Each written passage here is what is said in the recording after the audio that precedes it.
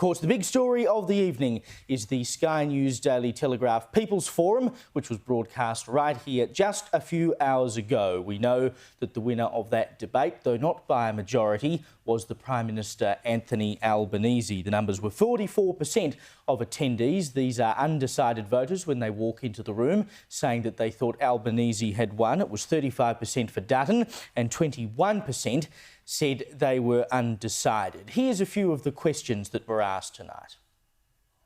How are we going to cope with the Trump pandemic that we're going through right now? I was wondering if we're getting any sort of funding towards public education in the near future. How will those universities pick up the shortfall, and will my son's uni fees increase? Our taxes are going towards the funding of weaponry, aiding the onslaught on the innocent people of Gaza.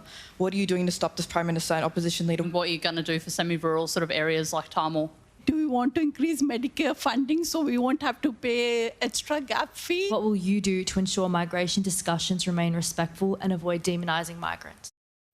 Now, look, I thought largely this was a ho-hum sort of debate. No one made any major mistakes, nor did anyone have any great wins. And that probably is reflected in the 21% who walked out of that room still undecided on who they would vote for. They hit the points that they ought to hit, but you didn't particularly get a feeling that anyone was landing major blows in this debate. Probably the best performance I've seen from Peter Dutton thus far, as Andrew Clennell said earlier this evening here on Sky. It's the best he's seen, and if he still couldn't win that, it gives some indication of how much trouble he and the Liberal Party and the coalition may well be in. I do think one of his strongest moments of the night, though, was when he went back to someone who'd asked a question about Medicare to ask, well, when you go to the doctor, are you just using that Medicare card that Anthony Albanese keeps waving around?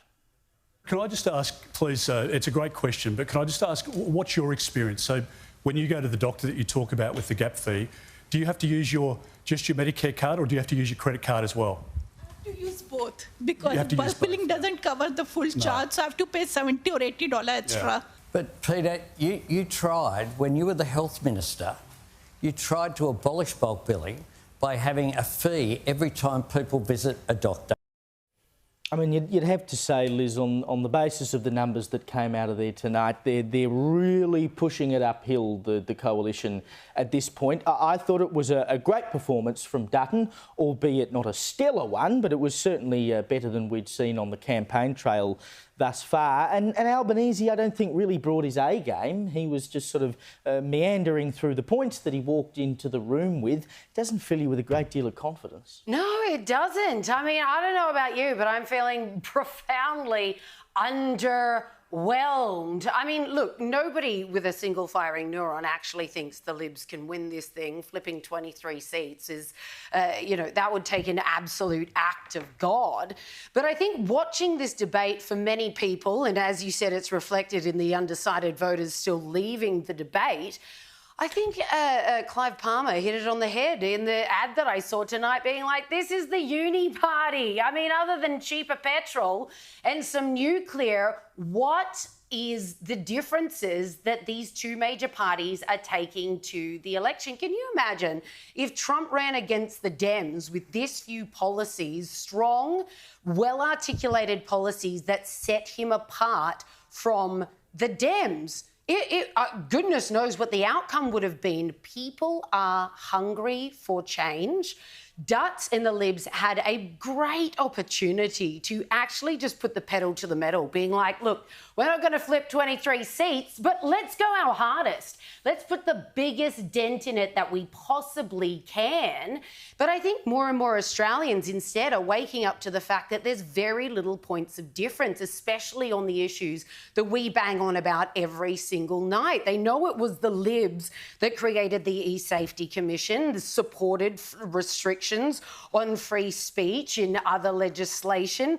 They know this is the party that oversaw the burning dumpster fire that was the pandemic response. They haven't done anything about men in women's sport. They refuse to leave the Paris Accords, even though with Trump, with America pulling out of them, they're completely useless. People are hankering to see this widening gap between the two major parties that makes it clear, all right, on these issues, that's where these guys get my vote. That's where I'm putting it. Instead, all I'm seeing across socials especially, because that's where you see feedback in real time from just your average punter on the street who are going to be going to the polling box, is saying, what's the difference? I'm voting independent. I'm voting independent. That seems to be popping up everywhere, and never more so than directly after this debate. And it reflects, of course, when you look at the primary vote for the parties, right? Because if you look at the latest news poll,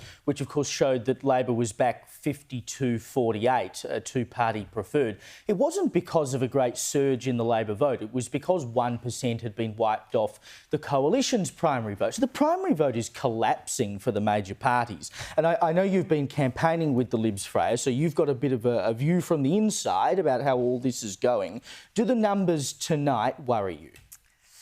I think Dutton did well tonight, and I think he's to be commended for that. Also, his father had a health episode right before coming out, and I thought Dutton did a really good job at not being baited by Albanese, not coming across as too sort of domineering or hardline. He's really had to work hard at trying to soften his image a bit, and I think he did well at that aspect of the debate. One of the things that disappointed me about the debate, and particularly the questions that were asked, was just how shallow they were. There was nothing about long-term reform. There was nothing about how we're going to pay down the debt, how we're going to rein in government spending, how we're going to actually fix cost of living beyond a tiny tax cut or 12 months of fuel excise relief. Nothing around that. And I just thought, if this is the state of political debate in Australia, where we're just worried about, my bits of funding for this and that and my,